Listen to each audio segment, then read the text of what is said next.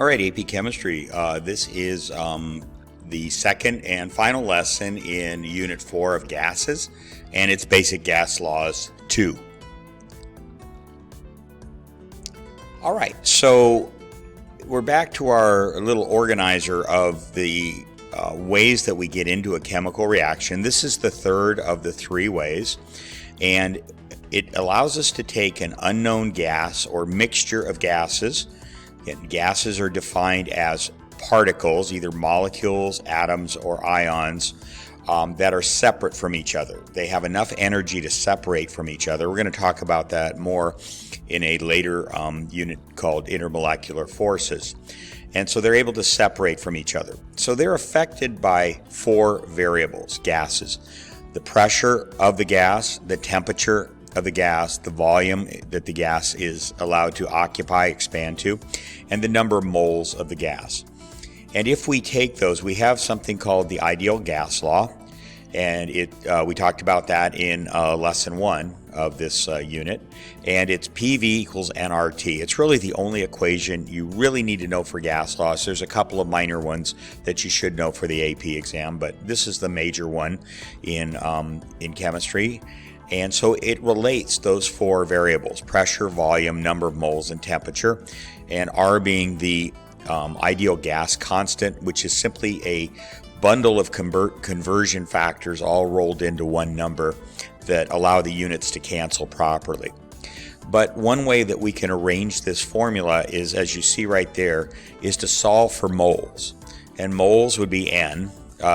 We use the letter N really only in gas laws do we use that for number of moles, but it's N equals PV, pressure times volume, over RT, the gas constant times temperature, and that will give us the number of moles, and that allows us to get into the chemical equation. We can only get into the chemical equation and use the chemical equation with a number of particles called a mole. So it's numbers of moles. So that's the third of the three ways. So if we look at an overview of the three ways, we've covered all three of them now. The one we spent the most time initially on was the one on the left, which is grams to moles. That's any pure substance, and it can be a gas, a solid, or a liquid. And you use something called the molar mass conversion. If you know what the substance is, and you know what its chemical formula is, you can use your periodic table to figure out how many grams 1 mole of that substance would be, and that gives you moles to get into the chemical equation or get back out again. And then we talked about solutions for just one lesson, but it was an important lesson. That was the day 1819, and that was over on the right. And that's molarity is the main measure of concentration. That one's a little more challenging because you have two units combined to what's called a derived unit. And so molarity is moles of solute over liters of solution, and you have other measures as well, molality and parts per million, things like that.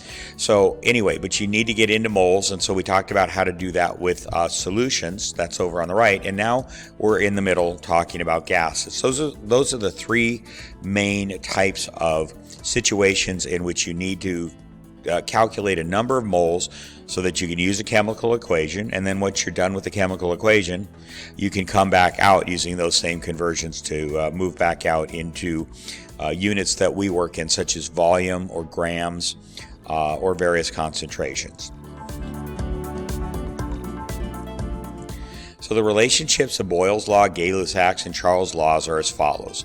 Boyle's law is pressure before volume before equals pressure after times volume after.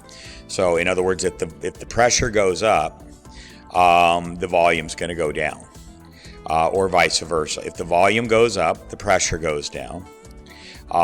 Temperature before times pressure before equals temperature after times pressure after. And Charles' law is temperature before times volume before equals temperature after times volume after. And they can be combined into what's called the combined gas law, which is P1V1 over T1 equals P2V2 over T2. However, this is almost something that I don't even talk about. I don't think it's really something you need to really focus on.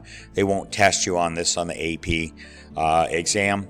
The real equation you want to focus on is the ideal gas law. You can actually understand these relationships better by looking at the ideal gas law. So as we move further into this course, the unit of measure of cancellation will become more complicated. Use the principles of fraction division to cancel units. So if two levels of the fraction have a word in common, then the units on those levels can be canceled. So what you're saying here is, imagine you have a fraction over a fraction. So on the top you have the top fraction, and on the bottom you have a bottom fraction. So we know that the top of a fraction is called a numerator and the bottom of a fraction is called the denominator. So if in each of those has its own fraction, then we're going to give those a name of the top of the numerator fraction is called the numerator top, and the bottom of the numerator fraction is called the numerator bottom. Then you go down to the denominator of the fraction, and you have a fraction down there, then the top of that would be called the denominator top, and the bottom would be called the denominator bottom. So you can cancel units on any of those levels as long as they have one word in common. So let's just go down through each of them. So numerator top, and let's look at the one below it, numerator bottom. They both have the word numerator in common. So if you have the same unit on those two levels, say grams, you have grams in numerator top and grams in numerator bottom, you can cancel them. If you go down denominator top, so numerator top and denominator top, they both have the word top in common. So again, if you had grams in numerator top and grams in denominator top, you could cancel them because they have the word top in common. Now we go down one more, numerator top and denominator bottom. Those two don't have any words in common. Therefore, if you have grams in numerator top and grams in denominator bottom, they cannot cancel out. Okay. Go to numerator bottom, same thing. Numerator bottom will cancel with numerator top if you have the same unit, and it will cancel with denominator top. It will not cancel with denominator top. Numerator bottom and denominator top don't have any word in common, but numerator bottom and denominator bottom will cancel. Okay, so you kind of get the idea. So I'm going to give you a complicated little example here, and you want to see what cancels. So let's go ahead and do this. Okay, so we'll start with Kelvin. Now, Kelvin is the measure of temperature. So you have Kelvin in the numerator top and numerator bottom. So that would cancel. They have the word numerator in common. Let's go to the next one. Atmospheres and atmosphere. You have atmospheres in numerator top and atmospheres in denominator top. They both have the word top in common, so they will cancel. Then you have liters and liters. You have liters in numerator top and in denominator top. Both have the word top in common, so they will cancel. Grams and grams. You have grams down there on the bottom in denominator top and also in denominator bottom. They both have the word denominator in common. Now notice there's a gram up there in numerator bottom. You could have canceled that with denominator bottom. You could have canceled either one of those. The final answer will come out to be the same either way, no matter which one you chose of those grams you chose to cancel with. Okay, and let's see what else we have. Moles and moles. So you have moles in numerator bottom and moles in denominator bottom. They both have the word bottom in common, so they cancel out. So the only units we have left are the liters on the denominator bottom and on the numerator bottom. Now what you should think of this as reading is 1 over grams in the numerator and 1 over liters in the numerator, in the denominator down on the bottom. So remember how you divide two fractions. You flip the bottom and multiply. So what will end up happening is the liters will flip all the way up to the top. The grams will stay in the numerator bottom, and your final unit of measure there would be liters over grams. Okay, so that last step again was the liters on the very bottom is going to flip. You're going to flip that bottom fraction. That bottom fraction, now that everything is canceled, is 1 over L. So then it becomes L over 1. It goes all the way from the bottom all the way up to the top. And then the grams is in the numerator bottom, so it's going to stay down below liters, and so that will be your final unit of measure.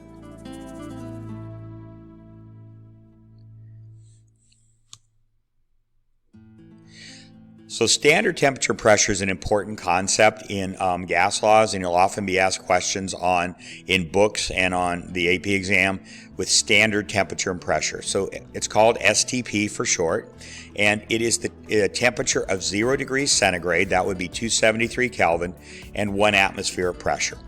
So 1 atmosphere of pressure is basically the pressure we feel here at Hoover. It's the pressure at sea level. Again, pressure varies at sea level, but roughly it's the pressure at sea level. So you can think of it as the air pressure that you feel right here where you live. The temperature 0 degrees centigrade is the freezing point of water, or 273 Kelvin is also the freezing point of water. Now that might sound very cold, but for gases such as hydrogen, H2, or oxygen, O2, they freeze at many hundreds of degrees below zero. And so 0 degrees centigrade for a gas like that, any of the diatomic molecules, nitrogen, N2, bromine, Br2, that's not a very cold temperature for them. So they're still gases. They're not freezing into liquids or solids. Using STP and the ideal gas law, we can determine a relationship between the number of moles and the volume of a gas. We can determine 1 mole of a gas is equal to 22.4 liters. And this is just a little exercise I have you do as one of your assignment questions, just to demonstrate this relationship. That 1 mole, and here's the key, of any gas. It doesn't matter what the gas is. Why does that not matter? Because gases, in gas form, we're not dealing with chemical reactions here, so we're assuming the gas molecules are not, or particles, whatever they are, atoms, are not interacting with each other. They're just like little tiny balls. And the space taken up by a gas atom or molecule is so small compared to the open space between them, that it doesn't matter. It's just a little ball. It doesn't matter what it's made of, whether it's helium or hydrogen or water or carbon dioxide. This law applies to any gas. So any gas, 1 mole of any gas, if it's at 0 degrees centigrade and 1 atmosphere of pressure, will occupy a volume of 22.4 liters. So you all know what a 2-liter bottle of Coke or Sprite or something looks like. If you have 11 of those, you'll have roughly 22.4 liters. So that gives you an idea of how much space that is. So that's how much, if you've emptied those 11 bottles, 11 times 2-liter bottles is 22 liters. If you emptied them, you'd have about 1 mole of, and you cooled the temperature down to 0 degrees, you'd have 1 mole of air molecules inside of that container. So we're going to show that at standard temperature pressure, 1 mole will equal a volume of 22.4. So we solve PV equals nRT for V. So there you see it right to the right of the blue arrow. V equals nRT over P. So N is number of moles. We said it's 1 mole. There's the gas constant is 0.0821 liter atmospheres over moles Kelvin. Again, that's just a whole bunch of conversion factors bundled into one number. The 273K is the temperature. That's 0 degrees centigrade, or 273K, and the pressure down on the bottom there is 1 atmosphere. So let's look at how our units cancel.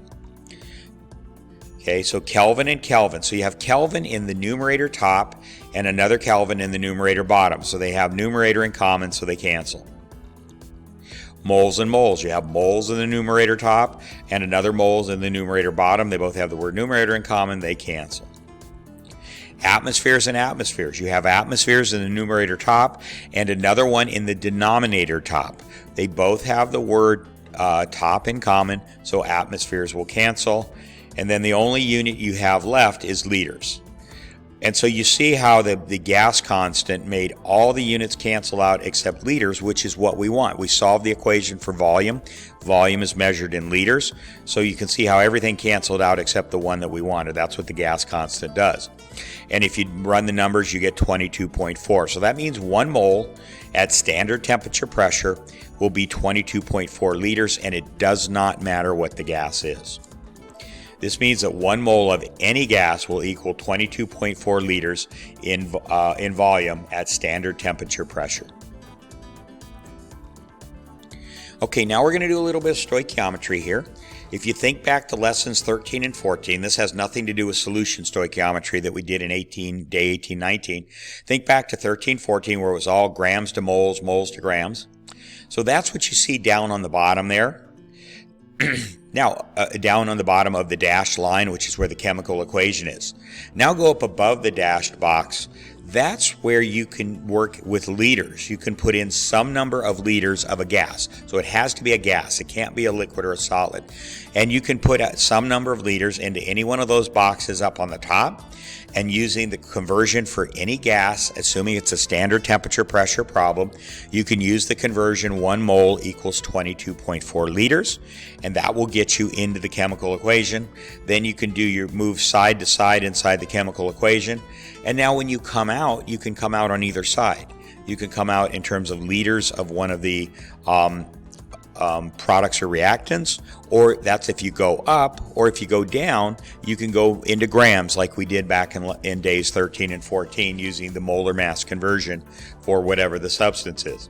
So let's go ahead and work an example here. So this is a standard temperature pressure problem. How many grams of water will be produced from the combustion of 12.4 liters of CH4, methane? So we're trying to find grams of water. We're given 12.4 liters. So we'll start with 12.4 liters of CH4. It goes up in that upper left-hand box. And then our question mark is going to be grams of water. So it's way down on the bottom there, on the bottom right, below water.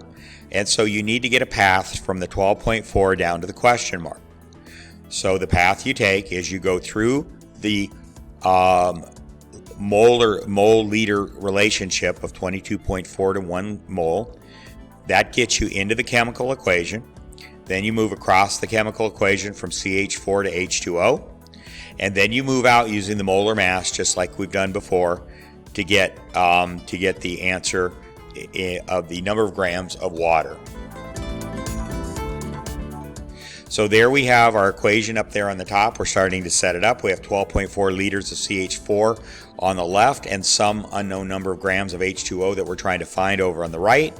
So our first conversion is going to be either 1 mole over 22.4 liters or 22.4 liters over 1 mole. You decide which one it should be. There are your two choices. And of course, you should always put the substance with it because we have 4 different compounds here. Okay, so it's going to be that first one. So it's going to be 1 mole over 22.4 liters of CH4 because that makes liters of CH4 cancel like that. And now we're sitting in that box down right below where it says CH4 in the chemical equation. And that would give us 0.554 moles. Again, you don't normally do this calculation. I'm just doing it here to illustrate. So that's where you are right now. Now you're ready to move across from moles of CH4 to moles of H2O. So what's that relationship? Think of that one. And it's going to be either 1 mole of CH4 over 2 moles of H2O, or the other way around, 2 moles of H2O over 1 mole of CH4. Which one are you going to choose? You see from the first conversion, you need moles of CH4 to cancel out. So you're going to choose this one, put it right there, and make moles of CH4 cancel out. So now we're sitting over in that box inside the chemical equation where it says H2O, and you have 1.11 moles of H2O. Notice again that that's twice as much as 0.554 over on the left. You doubled that. It's a 2-to-1 relationship. Okay, now we're ready to come out. We've done this many times before, from moles of H2O to grams of H2O. So you have the molar mass conversion. There are your two choices right there. You've seen this many times before. Okay, which one are you going to use? You need moles of H2O to cancel out and grams of H2O to appear in your final answer. So you're going to choose the second one. That's going to go right here. Moles of H2O cancels moles of H2O. Last man standing is grams of H2O. Now you're ready to do the math. So it's 12.4 times 1 times 2 times 18.02, and then divide by everything on the bottom. Divide by 22.4, divide by 1, divide by 1. Okay, and that gives us 20.0 grams of water. And you can write that in the box down below if you wish to do that, okay? So it's not really any different than lesson 13, 14. It just adds one more little dimension of liters and liter to mole conversion. And again, what makes it easy is for no matter what the substance, as long as it's a gas, and if it's at standard temperature pressure, it's going to be 1 mole equals 22.4 liters. Okay, now what if it's not standard temperature pressure? Well, let's go take a look at that. Then we're going to have to do a little calculation here. So how many grams of H2O will be created from 28.7 liters of CH4 at 1.06 atmospheres and 290 Kelvin? So those last two numbers, the 1.06 atmospheres and 290 Kelvin, tell us that the temperature and the pressure are not STP. So what do we have to do? We simply have to use PV equals nRT, solve it for N, and plug in the numbers to figure out how many moles you have. So the conditions are not STP. For this problem, we can compute the number of moles using PV equals nRT. We solve for moles. So there's PV equals nRT. We solve that for N because we need to have moles to get into the chemical equation.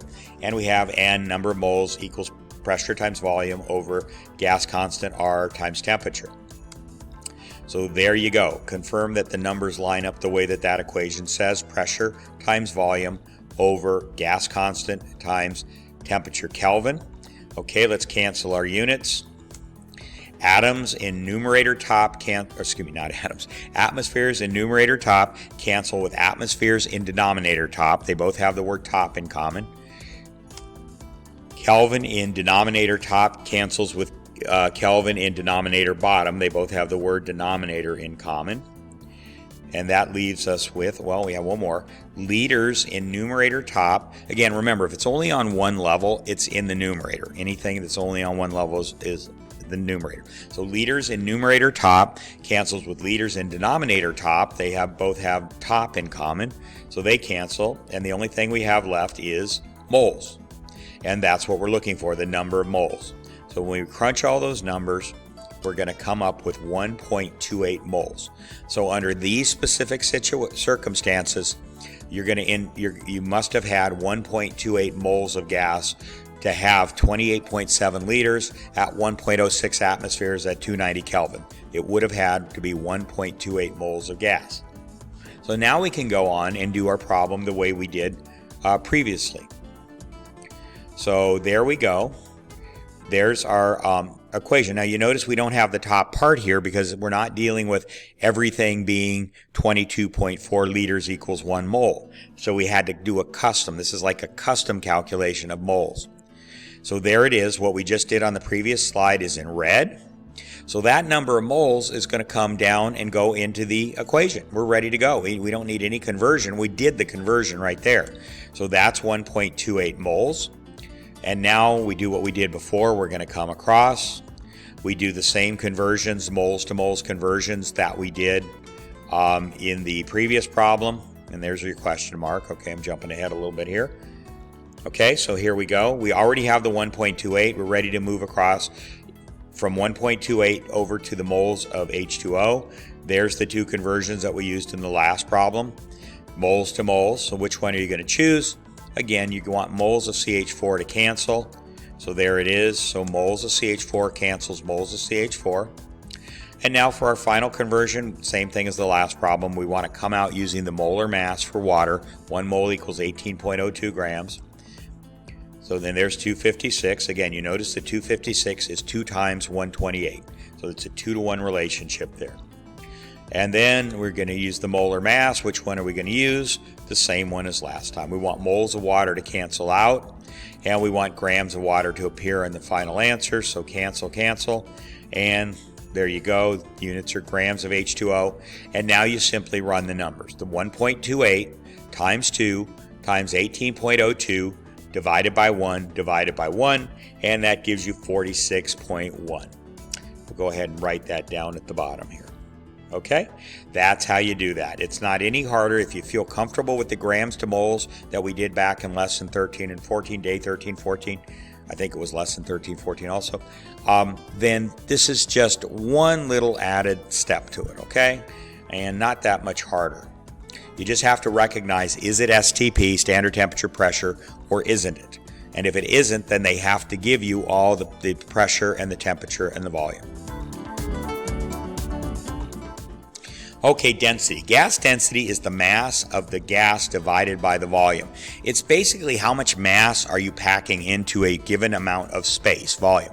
So I always like to use the cotton ball and steel ball example. You could have a big old cotton ball that's about 1 foot in diameter, or you could have a little steel ball that's maybe 2 inches in diameter, and they might weigh exactly the same. But the steel ball is more dense because its weight is or mass is crowded into a smaller space. That's what density is. It's how tightly do you pack the mass together. So it's mass divided by volume. The smaller the volume, the bigger the density. Or the greater the density. So there's one hydrogen gas molecule in the volume to the right. When a second molecule is added, the density doubles because you have twice as much mass in the same amount of volume. Now, you could have also kept it at one hydrogen molecule and then cut the volume in half, and that would have given you the same density as you see right here. So you can either change the mass, increase the mass, or decrease the volume in order to increase density. So density can be increased when the volume is decreased. So that's what I just said. Density is mass over volume. And so it's m over v. Small m, which is mass. Again, we call it grams a lot, but grams is the unit of measure for mass. So it's m over v. Sometimes density uses the Greek letter rho. It's that kind of P-looking letter. But we're going to use d because it makes more sense. It just makes more sense to call it small d. It's lowercase d. So the molar mass of a gas can be determined if its density is known. Now I'm going to derive an equation that you don't need to know how to derive. I just want to show you how to do it. What I'll do is I'll give you some extra credit. I'll give you some extra credit. I'll give you a little treat, a real one, not a fake one. Maybe somebody can sell me a candy bar. I'll give you a treat if you can do this derivation. So we're going to start with PV equals nRT. And then the first thing we're going to do is we're going to multiply through by the mass, by a mass. So we multiply m on the left and m on the right. That's just some mass measured in grams. Now we're going to divide both sides by moles n, volume v, and pressure p. And then we're going to group m and v together. So there you see it. Okay, so we divided both sides by n from equation in number 2, and we divided both sides by v and both sides by p, and then we put the m and the v together. When you do that, you can group things when they're being multiplied and divided. You can group them any way you want as long as the things on top stay on top. So what is mass over volume? It's density, right? Mass over volume, we just said, is density. And what's mass over number of moles? Think about that. What is that? Think about that.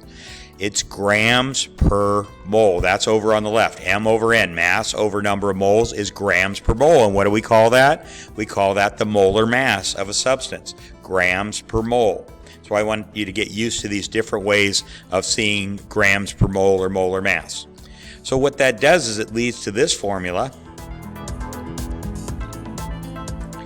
So M over N is grams per mole, which is molar mass. And M over V is mass per volume, which is density. So the formula becomes molar mass, and this is a new way to abbreviate it. We've done this in class a few times. MM, capital M means molar mass, equals density, that's small d, times the gas constant R times temperature T over pressure. So if you know the density of a gas and the temperature and the pressure, you can compute the molar mass. Or you could rearrange that equation any way you want to figure out one of the other variables if you know the molar mass. So where mm is molar mass and density is measured in grams per liter. So you don't have to know that derivation, but that is a formula that you should be aware of. Dalton's law of partial pressures states that the pressure of a mixture of different gases in a container is the sum of the individual pressures of the gases. So the pressure of the gas is simply the sum. If you have a container with oxygen, O2, and hydrogen, H2, and nitrogen N2 all mixed in, you would simply take the pressure of the hydrogen by itself, assuming the other two weren't even there, and the oxygen by itself, assuming the other two weren't even there, and the nitrogen by itself, assuming the other two weren't even there, and you simply add that together, and that will give you the total pressure of the gas. Again, in gas laws, the equations don't care, the rules don't care what kind of gas it is. So it doesn't matter if it's hydrogen, oxygen, nitrogen. It's just how many particles, at what temperature, at what pressure. That's what determines the pressures, something like pressure. So if the gases occupy the same container at the same temperature, then pressure is directly related to the number of moles. And again, we're talking in terms of the amount, in terms of numbers of particles, numbers of moles. So what you can do is change that to the pressure of one. So if we solve the gas law, PV equals nRT for pressure, then we do that by dividing through by volume. Then pressure of gas number one, let's just say that's hydrogen, equals the number of moles of one times the gas constant times temperature over the volume. Those stay constant for all the gases. The pressure of 2 equals the number of moles of 2 times RT over V. The RT over V won't change in this particular example. And finally, the pressure of the gas 3, let's say gas 2 was oxygen and gas 3 is nitrogen. So it's the number of moles times RT over V. So what you can do is this. The ratio of the moles of a specific gas in a container divided by the total moles of the gas is called the mole fraction. So this goes back to solutions. We talked about what a mole fraction is. It's the moles of one of the substances over the moles of everything else that's in there. Since the partial pressure of a gas P1 is proportional to its mole fraction, then we have this equation. If you have the total pressure of the gas, and you can easily measure that with a device called a manometer or a barometer that measures pressure, and you take the mole fraction, let's say N1, let's just say we have a two-gas example, nitrogen and oxygen. Let's say N1 is nitrogen. You want to know the pressure just of the nitrogen. Then you take the total pressure of all the gases in that container, oxygen and nitrogen, and you multiply by the mole fraction that is nitrogen over the total number of moles, number of moles that's nitrogen, N1, over the total moles, that's nitrogen moles plus oxygen moles added together. That will give you the pressure of just the nitrogen. Example, a container holds 2 moles of O2 gas and 1 mole of H2 gas. What is the partial pressure of O2 gas if the total gas pressure is 960 torr? So you simply answer, find the mole fraction of O2 and multiply by the total pressure. So there's the formula. So the total pressure is 960 torr. The moles of oxygen is 2 moles over the moles of both oxygen and hydrogen put together in this. That would be 2 plus 1 moles. So that's 2 over 3 total for the fraction. So 2/3 is the fraction. You multiply that by 960 and you get 640 torrs. So if 2/3 of the moles in the container are oxygen, then 2/3 of the pressure is contributed by the oxygen. 1/3 of the particles are hydrogen, then 1/3, that would be another 320, would be hydrogen. Okay, it's a very simple formula. Okay, kinetic molecular theory. So these are just some rules. It's almost kind of like Dalton's laws, except for gases. Gases consist of large numbers of particles that are in continuous random motion. 2, the combined volume of all gas particles is very small compared to the volume of the container.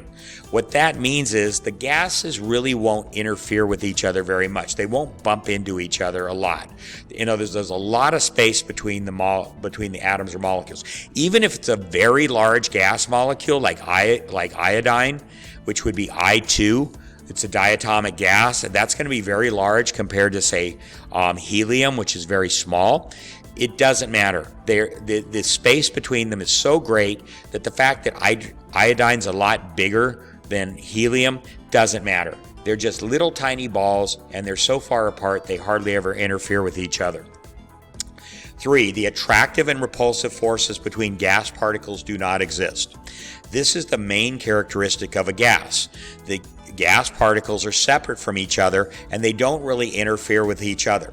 So we're going to get into something called intermolecular forces later on, which determines, do the gas particles attract to each other, or do any particles, liquid or solid, attract to each other, or don't they, and what determines if they do. All right, so basically, but we're assuming that they are inert. They don't attract or repel each other. They might bump into each other every so often, not very often, but they don't actually, through positive, negative Coulombic forces, attract or repel each other. And 4, the energy can be transferred between gas particles but does not increase or decrease. So if one gas particle bumps into another gas particle, let's say a bigger one bumps into a smaller one, it can cause the smaller one to speed up and the bigger one to slow down a little bit, but you have the same amount of energy in both of them together before and after. If you remember from physics, if you took physics, concept of conservation of momentum, the mass times velocity of a bowling ball before equals the mass times velocity of a bowling ball after, okay, after it hits another bowling ball. Okay, and 5, the average kinetic energy of gas particles is proportional to the absolute temperature. So we've already defined that the temperature as the average kinetic energy of particles. So that's pretty much our definition of temperature. This means that the temperature in Kelvin reflects the average kinetic energy.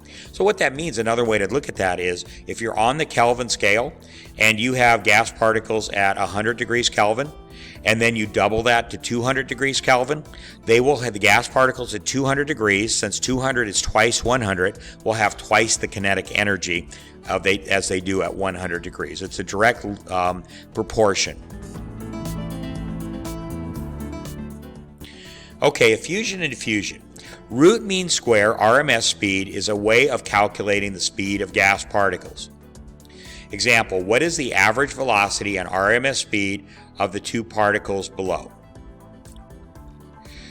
So, if we take the average velocity, velocity depends on direction, okay?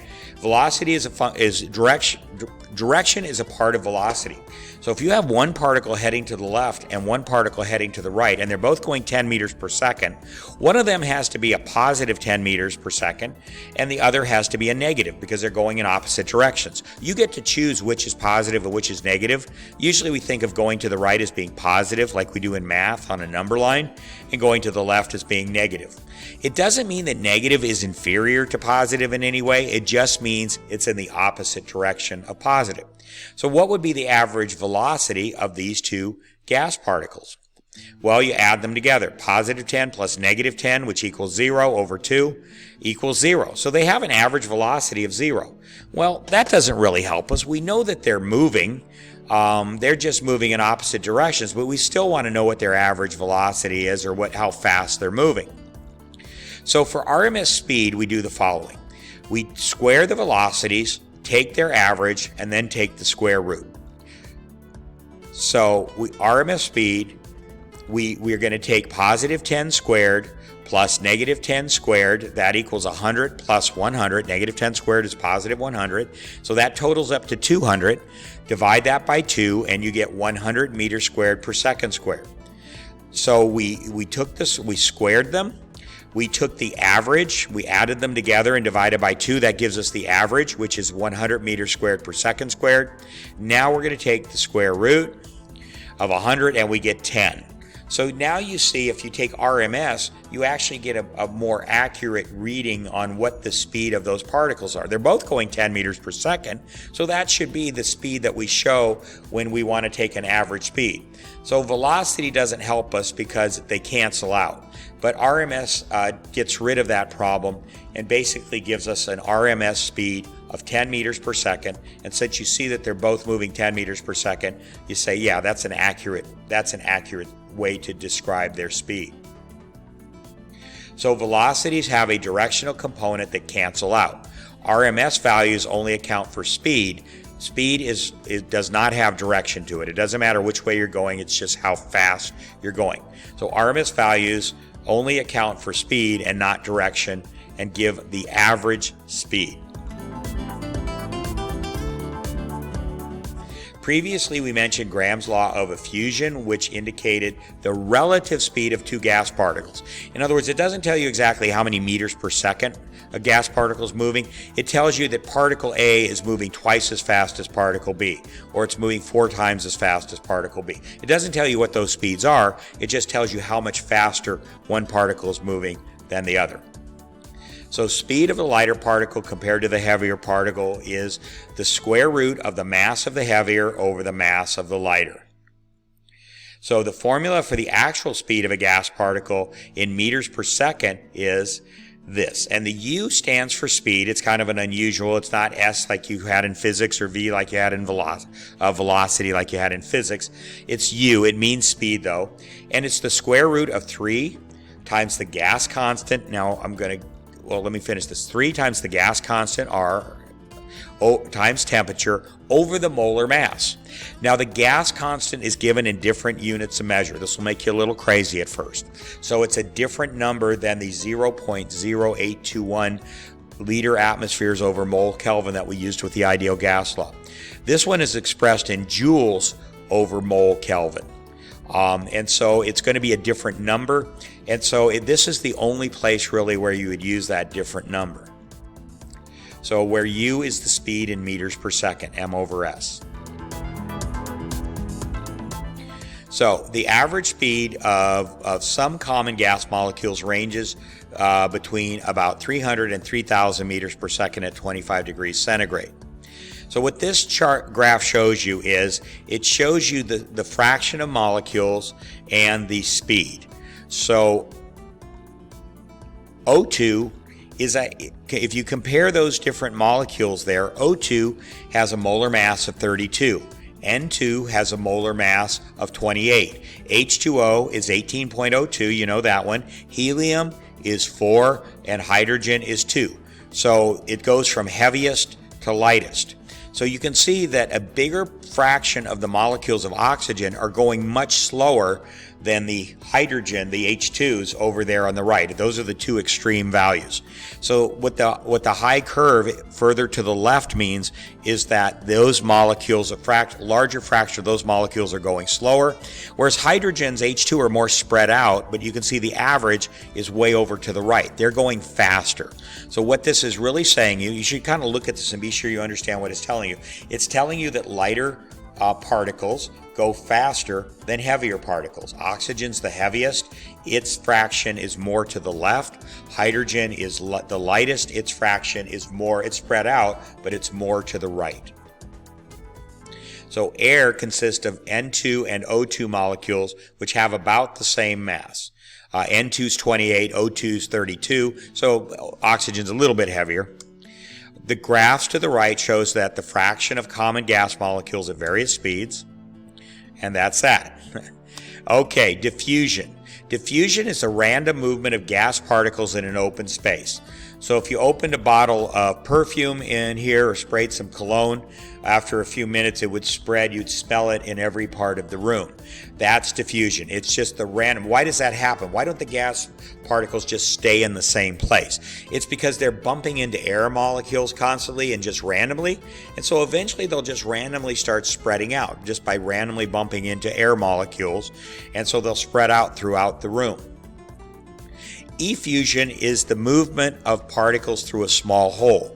So on the left you see diffusion. It's an open, it's a container, and the particles will spread out through that container. Effusion is having the particles go from the left side of that container through that little hole where the arrow is to the right side. Now what's the purpose of effusion? It's the way you experimentally determine how fast gas particles will spread out.